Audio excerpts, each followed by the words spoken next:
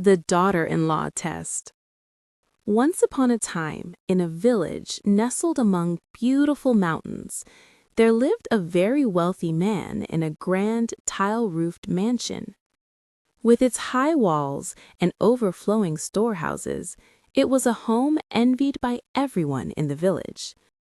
However, lately, a deep worry had been weighing heavily on this rich man's mind. It was the task of finding a wise and capable partner for his grown son to lead the family. He knew from a lifetime of experience that protecting and growing wealth is much harder than simply gathering it. Sitting alone on the wide wooden porch and gazing at the distant mountains, the rich man finally made a decision. The one who holds the keys to our family's storehouse must not just have a pretty face. She must have wisdom and a strong heart that will not waver in the face of any hardship. Wealth can disappear as quickly as it comes. What I need is someone wise enough to refill an empty storehouse. Only such a person is truly fit to be my daughter-in-law. Yes, I shall put them to a test. A few days later, a large notice written in neat brushstrokes on white mulberry paper was posted under the guardian tree at the village entrance. It stated that whoever could survive for exactly 1 month in a temporary test house living with an old serving woman on just 2 measures of barley and 2 measures of rice would become the daughter-in-law. 2 measures of barley and 2 measures of rice. It was nowhere near enough food for 2 people to survive on for a month. This rumor quickly spread on the wind to the neighboring villages and the ones beyond. The village women gathered at the entrance and whispered amongst themselves. Isn't that daughter-in-law test impossible from the start?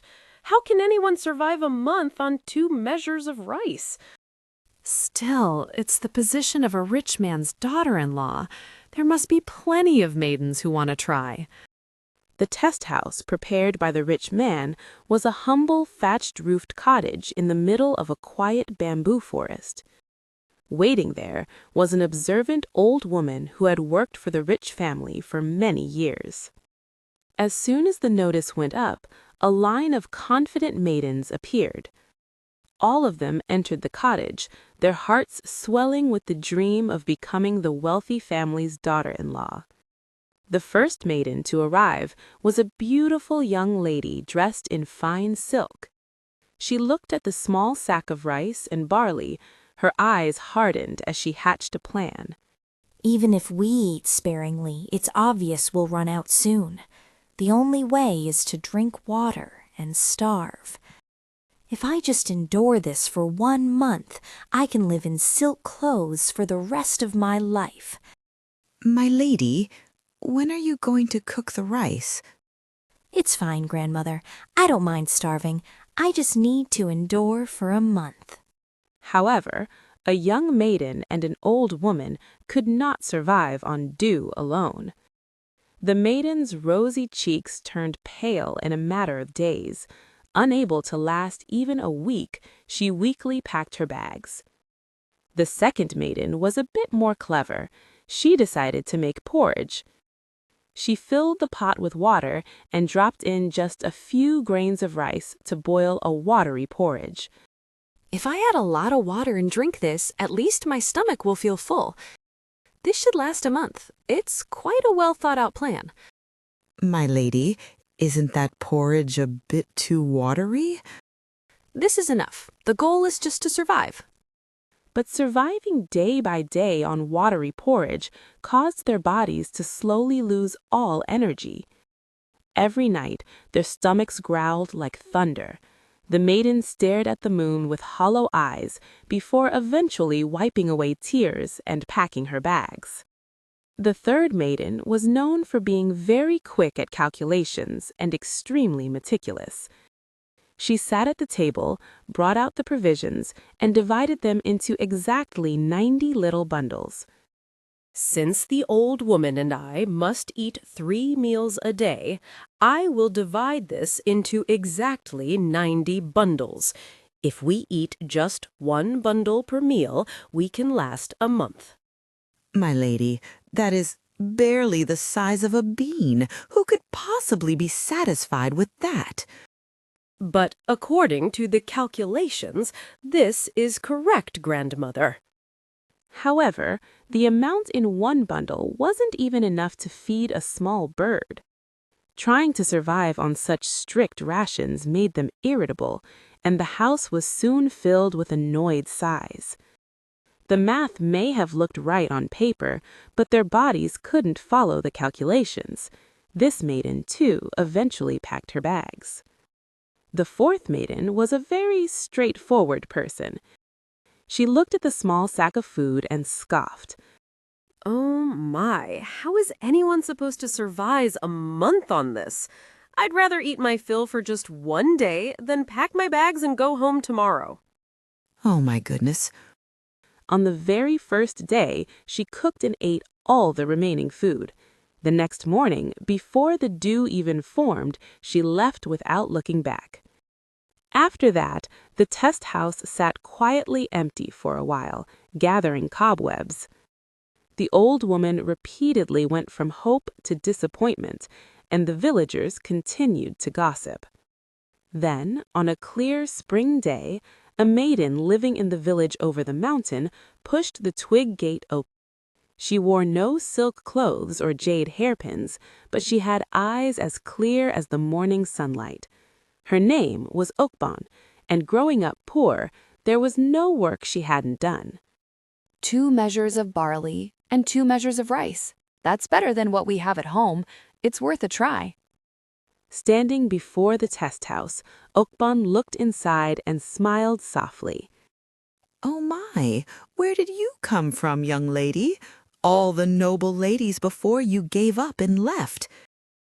How do you plan to survive a month on those 2 measures of barley and 2 measures of rice? I came from the village across the mountain. I look forward to your guidance, grandmother. Instead of explaining, Ok-bun rolled up her sleeves. She then began to scrub the dusty rooms and the wooden porch until they sparkled. She scrubbed the old grime off the stove and pulled the weeds from the yard. Everywhere she touched quickly turned into a warm, sunlit space. After finishing the cleaning, Ok-bun lit a fire in the hearth and used half of the precious grain to cook a full pot of rice. The savory smell of rice filled the house, and soon a steaming table of food was set. Goodness, my lady, if you use up all the provisions on the first day, what will we do tomorrow? You must think about the future. Grandmother, haven't you heard the saying that food is the best medicine? A person needs a full stomach to gain wisdom, and only when you're well fed can you go out and work.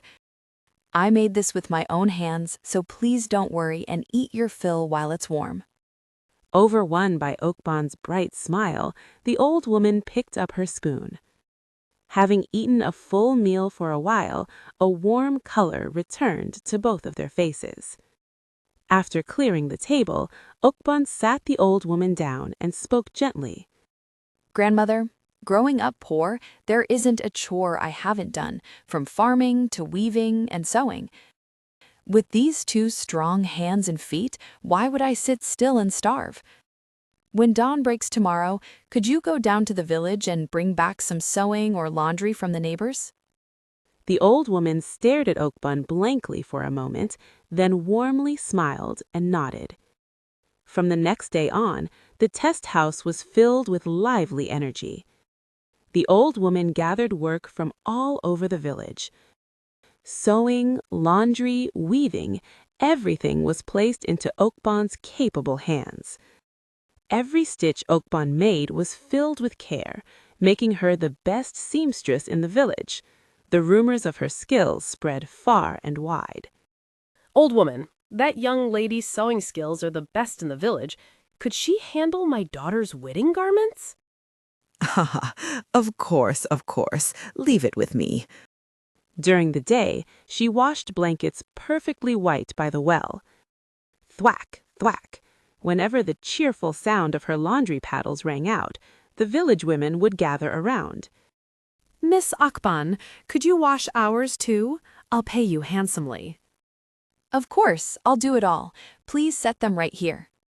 Even late at night, as moonlight seeped into the room, the sound of Ok-bun's loom never stopped. The clothes she made were sturdy, and her laundry was white as snow. Soon the whole village knew that a wise and capable maiden had arrived. My lady, please rest a bit. Aren't you overworking yourself? It's fine, grandmother. This is nothing. I'm used to hard work from living in poverty. Oh my, what an incredible young lady!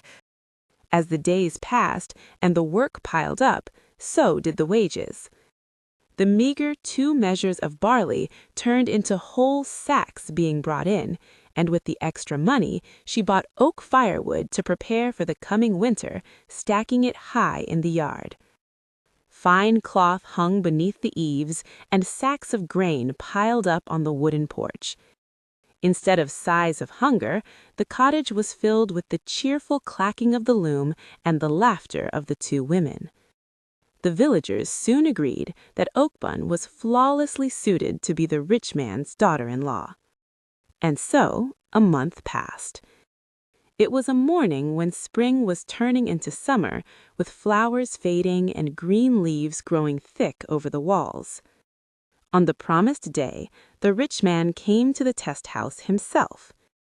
This one has probably run away by now or starved down to her bones, he thought, walking with heavy, worried steps.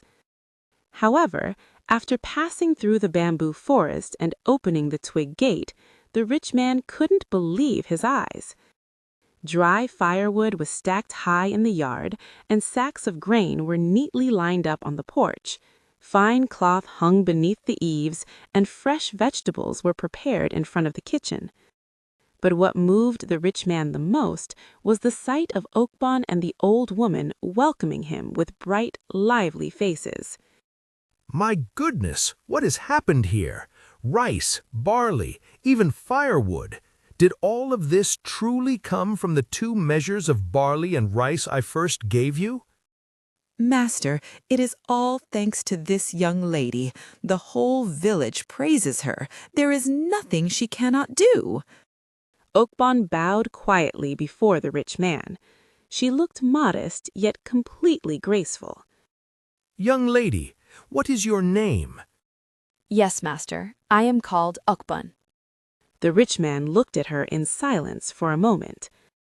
This maiden, who had cultivated such abundance from a tiny opportunity, was truly the perfect gem to entrust his family to.